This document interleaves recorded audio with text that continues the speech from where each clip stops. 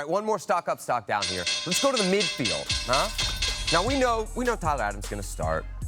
We know Weston McKennie's going to start. There's another spot in there that most people think is for Yunus Musa. Yunus Musa hurt, so Luca de la Torre gets those minutes tonight. What do you think of his performance? Is his stock on the rise or on the fall? Stock down. And ooh, this one hurts you because you said Luca de la Torre was 99.99999% sure to start a game. And he still Qatar. may. He still may. But the reality is, what I love most about Luca de la Torre is his straight up just arrogance. Mm-hmm. He's an arrogant kid. Cocky player. Cocky on the ball. Yeah. He knows he can glide by you. He knows he can pass the ball through you. I didn't see that today. Yeah. He was getting bodied, getting bullied by a Japanese midfield.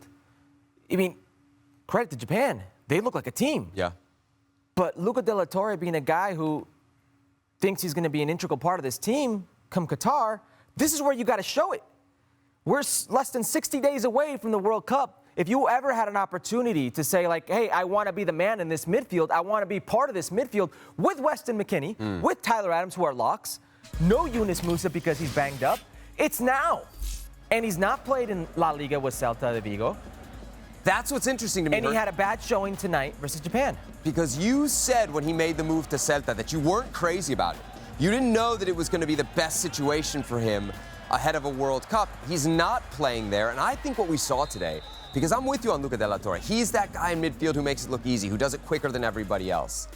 We saw a guy who was slow on the ball. I saw him get caught on the ball multiple times, like dribbling into pressure. That's not something you usually see from de la Torre. I have to think of the guys who are suffering from rust because of their club situation. Luca de la Torre might be at the top of that list, and I think you were right. I think the Celta move may long-term work out for him because you don't want to be in the second division in Holland compared to La Liga.